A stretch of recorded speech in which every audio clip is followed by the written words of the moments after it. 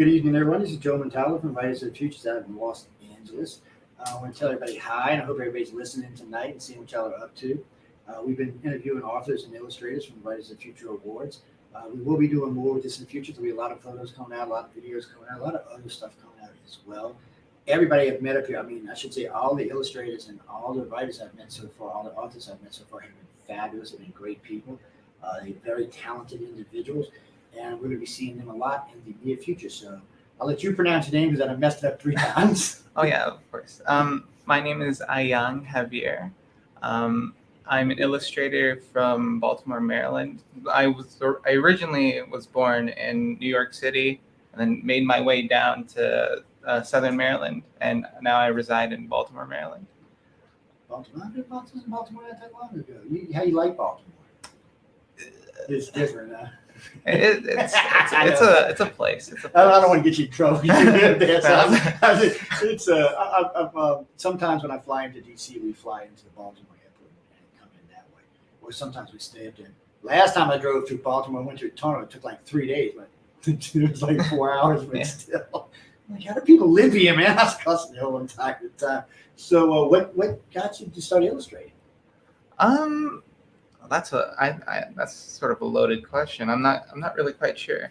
I know originally I didn't want to be an artist at all, and I didn't have any pathways in being an artist to begin with. I started investing in art very late into like my school year. Originally, I was going to be a programmer, studying computer sciences and all that. But around 11th or 12th grade, I submitted an art piece. I had to take the mandatory art class. And you see those mandatory classes and you think it's like, oh no, it's going to be so boring, and why does it have to be mandatory?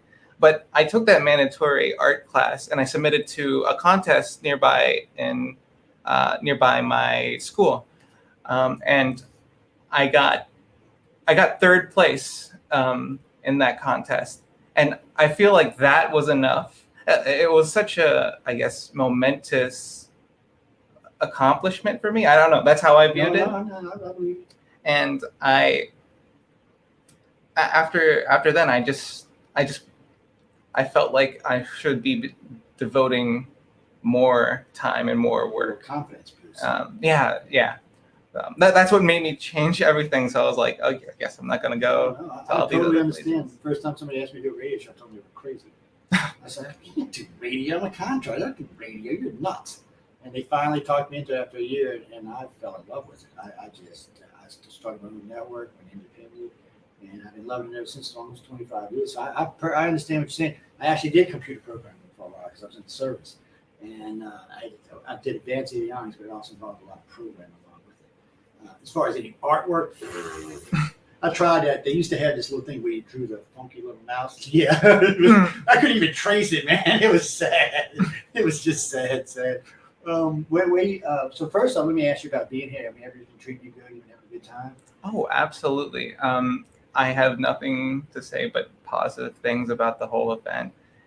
I think one of the most, I guess, awesome things that's been happening with the event is just all the support that we've been getting from the guest artists, the judges, and all the other people connected to them.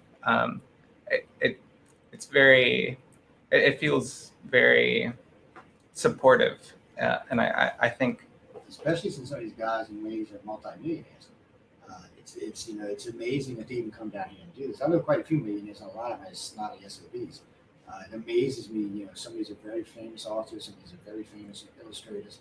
And this is a lot of time you're spending. It shows me how much they actually care. Because for them, for anybody that writes that much or has that much illustrating, is always busy, it's a big chunk of time for them to come down here and do this.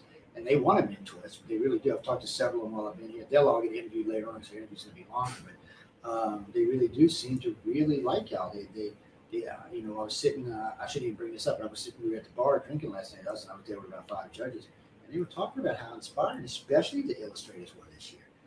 They got into it pretty deep. So, and then they were going around buying art from somebody. I don't know who the hell it was, but I just stayed out of that. I wasn't sure what was going on. but they really are. And it's nice for me to hear that because, like I said earlier, I like to get behind and push things that I think are legit.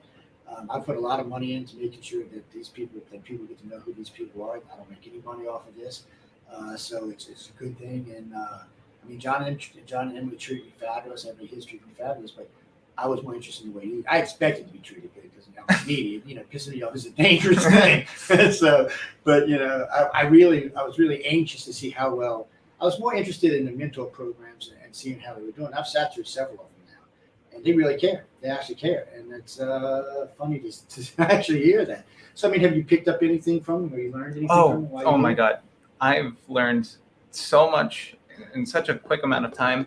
I feel like not only technical skills, not only did I learn technical skills, but a lot of life skills as well. It's just being an artist. A lot of the artists that came in really shared how they got into the industry and how they handle themselves, and all this information on how to, I guess, be successful in the art industry. It is very helpful, I think. I've actually been teaching some of them how to deal with the media while I've been here. A couple of them asked me about issues they've had with the media. I said, you just got to be bold and strong. One thing about media, if you really believe in yourself, they will usually back off. If you don't, they will eat you alive. It's just part of the industry. They just can't help themselves. They see somebody with talent, and then you waver a little bit, and they're all over you. So it's not as bad for illustrators. It's worse for the authors, but still, even the illustrators have to write. If you put something that goes viral or gets way out there really fast, somebody might want to do some hating. And I don't know if y'all were listening last night, but most of the people here will tell you not to read your comments. Okay. I agree with that. When I first got radio, I was reading comments, and I wasn't being nice about it either. So I decided I was wasting entirely too much time answering comments. And once you get to a certain level, you'll start getting a lot of comments. And it really just becomes an overload. So I just say leave it alone because you get a lot of good ones, but you will get an AO. Just ask every once in a while they can't help themselves. And a lot of times it's not anything more than jealousy. They see someone talented, they have no talent, they just want to take it out on you. I would just ignore them, not even pay attention to it. You know what your skill level is, you know where you're headed. So when you draw, paint, computer, what's your favorite medium? I'm most experienced in digital painting. I started off doing traditional painting with acrylics, and maybe like 1 or 2 years of traditional painting. And after that, I started to make the transition from there to digital because of how, I guess, prevalent it is in the industry. It's like a requirement now. Well, it is.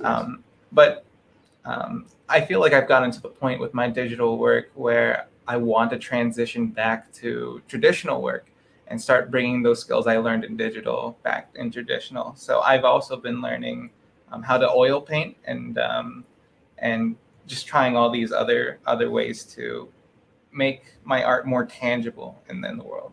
Well, you might contact the guy in New Orleans who did World of Warcraft because he needs people like you.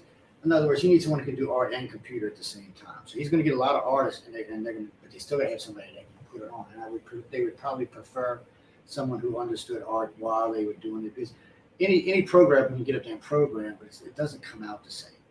You know what you want it to look like. The programmer thinks he knows what it's like. It's like when your boy downstairs was comparing the pictures. He actually knows what he's doing. Programmers are good programmers because they're going to be making 100 plus a K a year, so you know they're good. But still, so I know when I was listening to him speak on the radio down there, I actually called him to a show. He was saying that if he couldn't find them, he'd like to have artists that could kind of stand over his programmers and make sure the artwork. Because the man's ungodly successful. He's got a bunch of other games to his credits, but and he's looking for talented people. He's looking for young people because he's planning on being in the industry for a long time. He got in when he was young. He's a little older now, but he's looking for young people who's going to come up and hold the market, take it together. He wants to come out with something. I was listening to talk. He's looking for the next World of Warcraft. He's looking for the artists, the programs, the whole 9 yards, and he's going to pay big money. And when I asked him, do they have to have experience? He said they don't have to have experience. He said, but I would prefer that maybe they had won some big contest or something, so you're right in there. Oh, okay. When they write of the future, put your right in there. And I asked him about Writers of the Future. He definitely knew who they were. He actually has hired people from him before. Oh, really? So yeah, I talked to him about it. Yeah, because nobody was calling in the show. I guess they were scared of the guys. Because she asked me, "You ever play World of Warcraft?" I said, no." I said, "It's not that I didn't." I said, "I'm quite familiar with the game." I said, "Half my family played it." I said, "I just worked a lot."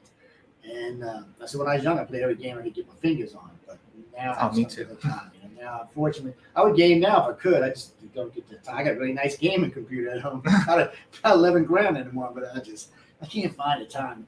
I want to go play on it, and I see something on my other computer that needs to be done. Yeah, same thing with And me. then I look over and I got killed. Yeah, it's enough of that. It just irritates me. Aspirations for the future? Aspiration in the future. I think I guess my end goal with my career is sort of being able to take the knowledge I've learned in the industry and then bring it back to the younger generation. So ideally, I would start learning things in the industry and get my fair share of experience. But I would really love to start teaching people, and I've already started teaching people as is, but I sort of want that to be my end goal is just spreading knowledge and No, I agree. I know digital teachers make quite a good, digital artists make quite a good money, but I don't know. I know quite a few of them that teach, but overall teaching, it just depends where you are. So you're in a great city for it. Oh A yeah. lot of people in West New York from like a couple hours away, so you're in a great location. I think there's 63 million people in that little area up there from the top of New York down to about DC. Hmm. So with Pittsburgh and all this, so you're in a great place for that. There's a lot of digital art comes out of that area, probably more than comes out of here, which is amazing to me because California's got artists all over the place. But it seems like because there's so much business up there, they're looking for all kind of artists, and companies are always looking. I mean, big company. It's just you just got to find out what you want to do. If you want to sell out to a big company, I should say sell it, but if you want to work for a big company, I tell everybody in the beginning, I had to work for people when I started, and then once I got enough money, I started my own business, which I like to starve for the first 3 years, but after that, I was okay. It's if you ever go into business for yourself, the only thing I can tell you is you're going to work hard and just hang in it because if you're good, it'll turn out to take care of you. And I never thought I was going to make as much money as I do now. I own the things I do now. I had no idea when I was young.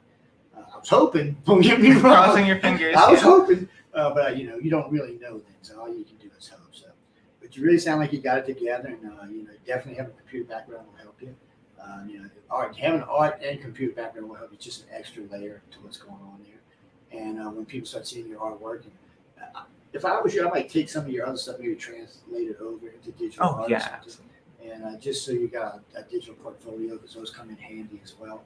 I know a lot of times when we have artists on, they'll send me one of these. A lot of times they'll mail it to me. 64 gigs worth of pictures, and that's a lot. Wow. We never get through that in this show. But they usually pick their top 40, 50 that they like.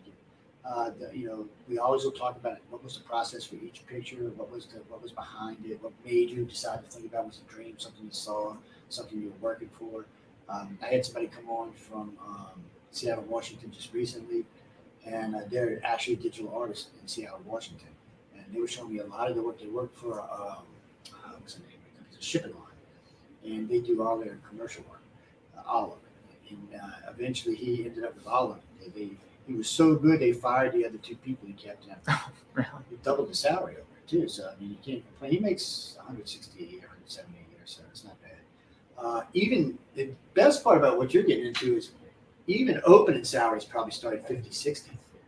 So that puts you in a good ranking right off the bat. But I know we got to get going because I got these three here standing. I can see they going, come on, hurry. But anything else you want to say? Or anybody can find you, anything? I have some social media things. I have a website, Ayang Javier, and my name's weird to spell, so it's AYANG JAVIER, ayangjavier.com. And that's the same thing for every other place, Instagram, Twitter, Facebook. Just search up my name and it'll pop up. Well, I'm glad to see all y'all are in the social media. It's a good place to be. It's people get recognized on there all the time. You never know what the hell's going to go viral. Yeah. There, man. Look, I've seen things go viral. I'm like, really? No way, man. And like I said, we have a big audience in Europe as well, so all of them get to hear it and see it as well. And for us, it's different. So once the archives are posted, all that stuff stays in the archive. So if you're talking to someone or you got a resume going, you can always give them the archive. We allow everybody to. So what we do is we split the archive. You own it, we own it. Okay, so anytime you come to the show, it's your digital property still. We have the right to use it because we record it, but we're not going to do it anything. If it's any profit involved, we'd actually call you and contact you and say, hey, we're going to be doing this with, they offer this amount of money. Is it okay? We're just using it for the network. That's different. We'll just play it and put it up as an archive. Currently, we have 150 archive sites and 125 live sites. So there's lots of places. As far as I know, and I tell this to everybody, if you ever go to archive site, you don't see United Public Radio, UFO Paranormal, you call me. We'll be on the next day. Because, a lot of the companies we work with have multiple sites on now. SoundCloud will put you on like 10 other sites for SoundCloud. I think on SoundCloud we're at 271 million plays now. Oh, wow. Yeah, it's only in 3 years. So the first year I was like nothing. The last 2 years have been really, really good. So they're doing really well. We're on all of them. So I tell people all the time, somebody will stumble across you here, stumble across you there. All your artwork will be there. We don't edit anything. We put it up just the way the show is recorded. So it's exactly what goes up there. So you'll get to see as soon as it's up there. These should be up. I'm thinking Monday afternoon. Either Monday afternoon or Tuesday morning they'll be up. I'm off Monday, so they'll probably be up Monday afternoon. I told my partner I won't come until Tuesday. So sounds very exciting. I can't wait. But it'll be nice, and they'll be able to see it. We're gonna eventually. They'll be on all of the website, all the archive sites, I should say, and the 8 or 9 video sites. But eventually, we're creating a whole page for writers in the future. Oh. So all y'all will be listed on there, and what we'll start doing after this year, we'll start making a page each year since we're going to be out here all the time from now on. So that way, it'll stack up the artworks and stuff like that, and we'll get a couple sample artworks, put them on there with you, put your contact information on there, how they can find your email, whatever. And that way, it can help you out because I've seen people make money off our station before. I've seen people not even get a hit before. So I have no idea. I tell everybody the same thing. I have no idea how the audience is going to react until they react because we've got a very diverse audience. And they can be really weird sometimes. No. But anyway, I appreciate you coming and see us, and go ahead and let you get out of here. I know everybody's probably getting hungry by now. Oh, okay. Of course. Thank you so much. Thank you so much. much. I appreciate you coming up.